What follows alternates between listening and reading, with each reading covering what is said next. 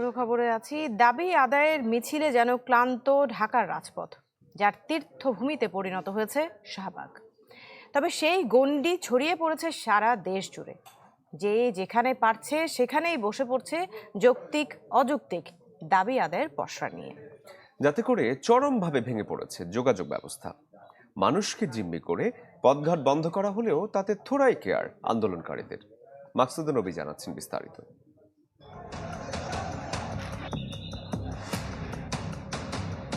Autorickshaw থেকে octopus, answer থেকে police, BCS থেকে বিডিআর কিংবা 7 কলেজ পৃথকীকরণ থেকে তিতুমির বিশ্ববিদ্যালয়, যে যেভাবে পারছে দাবির পসরা নিয়ে বসছে রোজ, যাকে অনেকেই বলছেন মামাবাড়ির আবদার।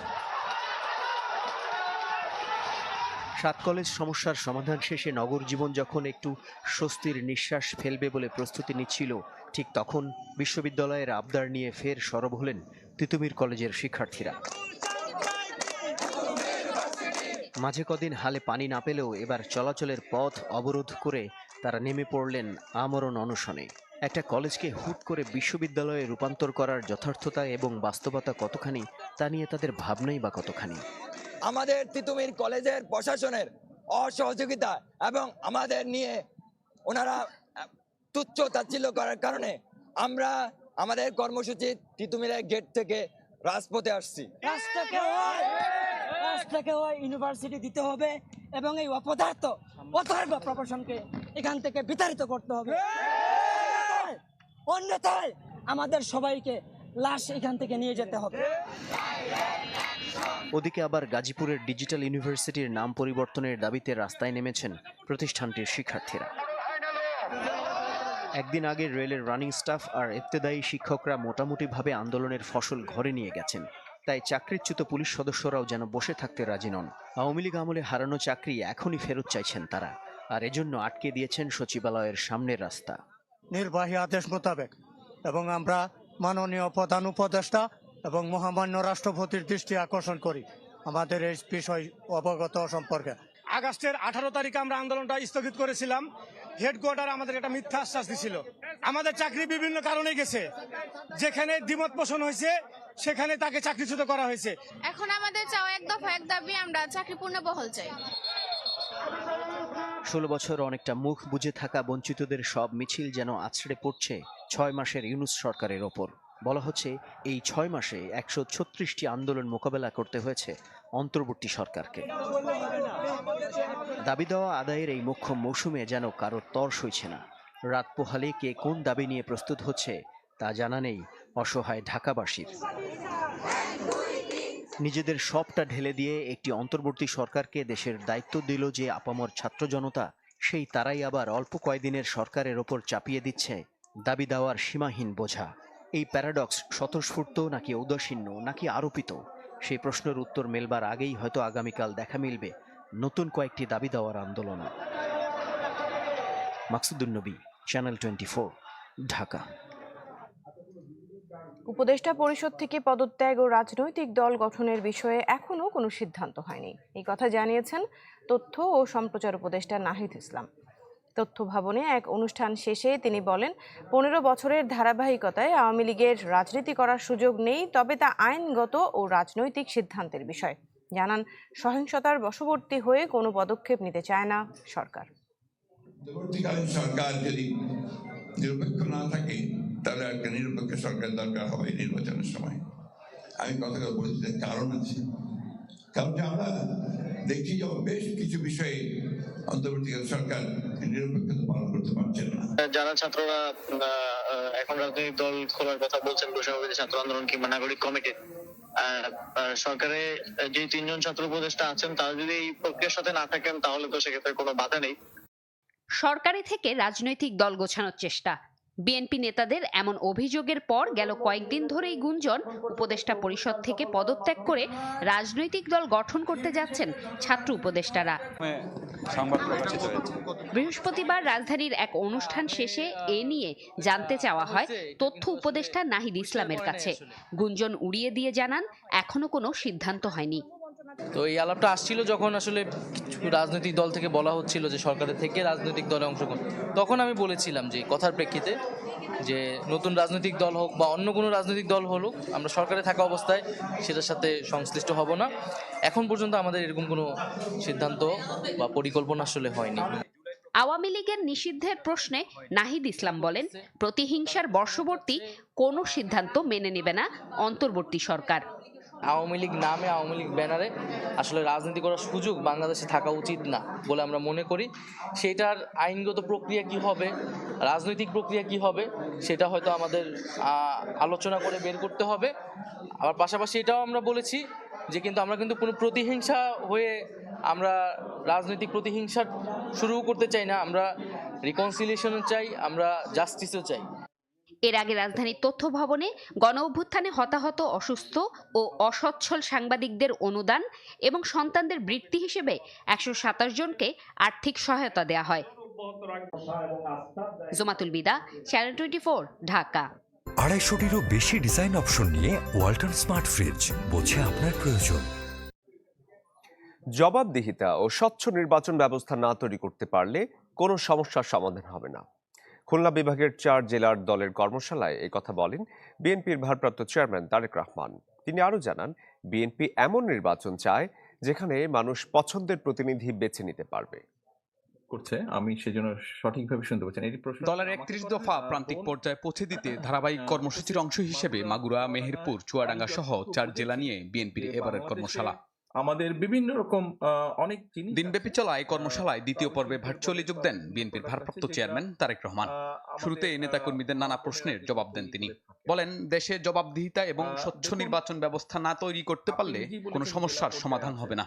বিকক্ষ বলেন, বিভিন্ন সংস্কার বলেন, আমাদেরকে এগুলা বাস্তবায়ন করতে হবে। কারণ আমরা কমিট করছি, প্রতিজ্ঞা করছি জনগণের সামনে।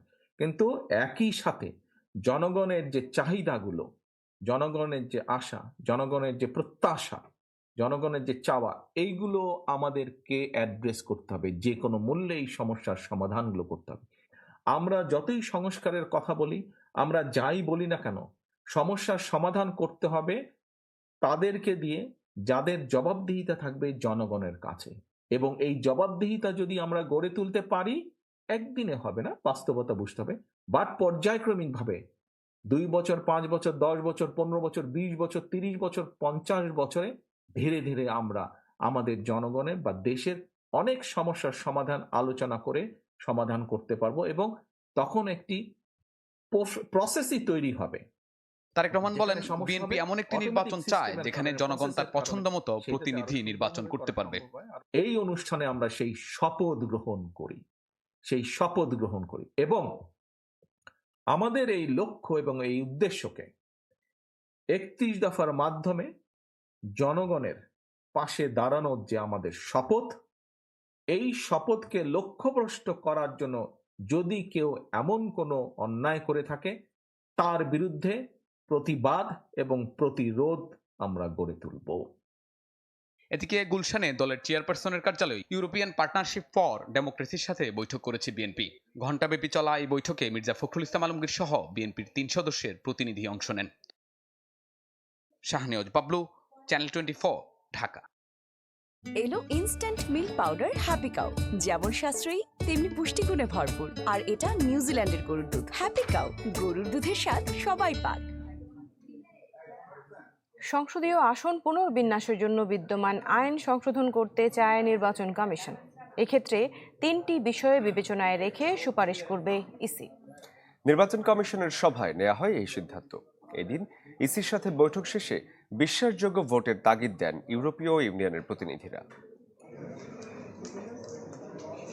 জাতীয় সংসদ নির্বাচনে সংসদীয় আসন 300টি, এর মধ্যে 41টি আসনে পুনর্বিন্যাস করতে 248টি আবেদন এসেছে নির্বাচন কমিশনে।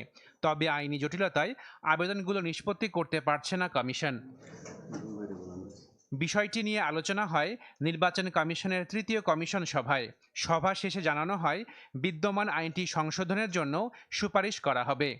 আমরা যেটা প্রস্তাব করতে চাচ্ছি যে ভৌগোলিক আয়তন, অবস্থা ও অবস্থান, সর্বশেষ জনশুমারি প্রতিবেদন ইত্যাদির ভিত্তিতে এই সীমানা নির্ধারণী কার্যক্রমটা করার। আমাদের এখান থেকে যেটা প্রপোজ করা হয়েছিল উপধারা 2 কে ধারণ করে উপধারা 3টি দেওয়া হয়েছিল, কিন্তু ওখানে টাইপিং মিস্টেকের কারণে সম্ভবত এখানে উপধারা 1 হয়ে গেছে। ফলে যেটা দাঁড়িয়েছে যে নির্বাচন কমিশন কিছুই করতে পারবে না। প্রবাসীরা যাতে ভোট দিতে পারেন সেজন্য 3টি সম্ভাব্য পদ্ধতি বিবেচনা করছে কমিশন। পোস্টাল ব্যালট, যেটা খুব একটা কার্যকরী নয়। দ্বিতীয়, প্রক্সি ভোটিং। প্রক্সি ভোটিংয়ের বিধান বিভিন্ন দেশে আছে, এটা হচ্ছে আমাদের দ্বিতীয় অপশন। আর থার্ড অপশন হচ্ছে ডিজিটাল বা অনলাইনে ভোট দেওয়ার ব্যবস্থা। নির্বাচনী ব্যবস্থার সংস্কার কমিশনের সুপারিশের বিষয়ে নিজস্ব মতামত সরকারের কাছে পাঠানো হবে বলেও জানান এই কমিশনার। ফিজিবল কিনা এবং এর আগে ইউরোপীয় ইউনিয়নের 2 বিশেষজ্ঞের সাথে বৈঠক করে কমিশন। বৈঠক শেষে ইইউ প্রতিনিধিরা জানান জনগণ বিশ্বাসযোগ্য নির্বাচন দেখতে চায়। We hear from many people that they are strongly interested in having credible elections in some time to come, and they are interested also in hearing about international comparative experiences in that regard. ভোটারদের আস্থা ফেরাতে নির্বাচন কমিশনকে উদ্যোগ নেওয়ার পরামর্শ দেয় ইউরোপীয় ইউনিয়ন। কমিউনিকেশন সিস্টেমসগুলোকে আরো স্ট্রেংথেন করার জন্য ওনারা আমাদেরকে সহযোগিতা করবেন। Ashikin Prince, channel 24, Dhaka. আমি এই চেয়ারে বসবো না। বাচ্চু ভাই, এই চেয়ারকে ভয় পেও না। ডেন্টিস্টের পরামর্শ নাও নতুন কোলগেট অ্যাক্টিভ সোল, যা দাঁতের সমস্যা শুরু হওয়া মাত্রই থামিয়ে দেয়। না থাকবে ব্যথা, না থাকবে ভয়। জামালপুরে ট্রাক ও সিএনজি চালিত অটো রিকশার সংঘর্ষে 5 জন নিহত হয়েছেন, আহত হয়েছেন 1 জন। পুলিশ জানায় টাঙ্গাইলের মধুপুর থেকে ছেড়ে আসা একটি সিএনজি অটো রিকশা ঢাকার দিকে যাচ্ছিল। জামালপুরের দিক পাইতে এলে বিপরীত থেকে আসা ট্রাকের সাথে সংঘর্ষ হয়। ঘটনাস্থলে সিএনজির চালক সহ 4 জন নিহত হন। গুরুতর অবস্থায় 2 জনকে হাসপাতালে নিলে সেখানে আরও 1 জনের মৃত্যু হয়। গোপালগঞ্জে ঢাকা খুলনা মহাসড়কে ট্রাকের ধাক্কায় মোটরসাইকেল আরোহীর মৃত্যু হয়েছে, আহত হয়েছেন 1 জন। হতাহতরা স্বামী স্ত্রী।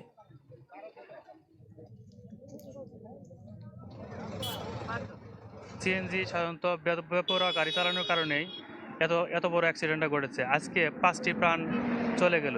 রাস্তায় যারা গাড়ি চালায় একটু সতর্কতাভাবে যদি গাড়ি চালাতো তাহলে আমার মনে হয় যে এরকম দুর্ঘটনা ঘটতো না। সিএনজি আর ট্রাকের সংঘর্ষে কয়েকজন লোক আহত হয়েছে।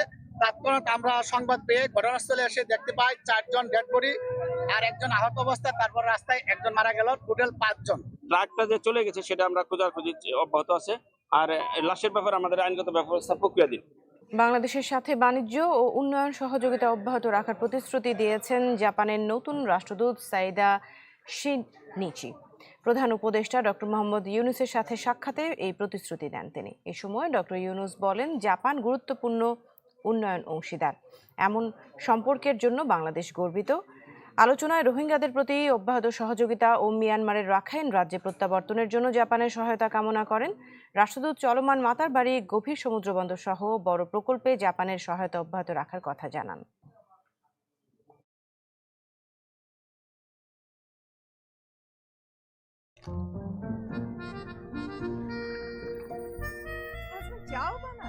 আমার চেয়েও ভালো বানায়। শুধু মশারিই টানা। কাল চা আমি বানাবো, তোমরাও আসছো কিন্তু। আমাদের সম্পর্কগুলো এভাবেই ভালোবাসায় ভরপুর হয়ে ওঠে ইস্পাহানি মির্জাপুর চায়ের শ্রেষ্ঠ ব্লেন্ডের অনন্য স্বাদে। দেশে বেড়েছে দারিদ্র্যের হার। শহরের চেয়ে গ্রামে এই হার বেশি। সবচেয়ে বেশি গরিব মানুষের বসবাস পদ্মাপাড়ের জেলা মাদারীপুরে, আর বিভাগ হিসেবে বরিশালের নামও আছে সেখানে। সবচেয়ে কম দরিদ্র মানুষ বসবাস করেন নোয়াখালী জেলায়। 17 কোটি মানুষের বাংলাদেশে দারিদ্র্যের প্রকৃত হার নিয়ে প্রশ্ন বহুদিন ধরেই। সবশেষ খানা আয় ব্যয় জরিপে এই হার 18.5% বলা হলেও দারিদ্র্য মানচিত্র প্রতিবেদনে আরও খানিকটা বেড়ে যা দাঁড়ালো প্রায় 19%। সে হিসাবে দেশের প্রায় 3 কোটি মানুষ এখন গরিবের কাতারে। প্রতিবেদনে বলা হয় দারিদ্র্যের হার সবচেয়ে বেশি পদ্মাপাড়ের জেলা মাদারীপুরে, মোট জনসংখ্যার অর্ধেকের উপরে। অন্যদিকে সবচেয়ে কম গরিব মানুষ বাস করেন নোয়াখালী জেলায়, মাত্র 6%। আর সার্বিক গড়হার 19% হলেও ঢাকা জেলায় দারিদ্র্য 19.5-এর উপরে। অথচ এই জেলায় সম্পন্ন হয় জিডিপির প্রায় 60% কর্মকাণ্ড। It is 19.2%, or approximately it is nearer to the 18.7%. In the Bangladesh rural area, 20.3% is just nearer to just same numbers of the survey data, and 16.5% in the urban area. সরকারের জন্য যে ইন্টারভেনশন নেওয়া দরকার, মানে যেই এলাকার জন্য যে বিষয়ের জন্য কর্মসূচি বা প্রকল্প বা সাপোর্ট দেওয়া দরকার, সেটার জন্য একটা মূল একটা কাজ হিসাবে ব্যবহার করা যাবে। প্রতিবেদনে বলা হয়, খানা জরিপ পরিসংখ্যানের তুলনায় শহরে দারিদ্র্য হার বেড়ে দাঁড়িয়েছে 16.5%, গ্রামে যা 20% উপরে। আর সবচেয়ে বেশি 1/4 উপরে গরিব মানুষের বসবাস বরিশাল বিভাগে। দেশের এই দরিদ্র মানচিত্র তৈরিতে সহায়তা করে বিশ্ব খাদ্য কর্মসূচি। ভবিষ্যতে সহায়তা অব্যাহত রাখার কথা জানান সংস্থার deputy country director. Make sure that in future we can do this even faster. The faster we can get the results out is the more value they have in helping us get just the most relevant results. The successful completion of the Poverty Map 2022 is another example of our strong and enduring partnership, and we remain committed to supporting BBS in its pursuit of modernization. প্রতিবেদন অনুযায়ী দেশের সবচেয়ে দরিদ্র উপজেলা মাদারীপুরের ডাসার, আর সবচেয়ে কম চট্টগ্রামের ডাবলমুরিং। রাকিব আল Jabed, channel 24, Dhaka. সময় হলো আরো একটা বিরতির। আমরা ফিরছি আরো খবর নিয়ে, সঙ্গেই থাকুন।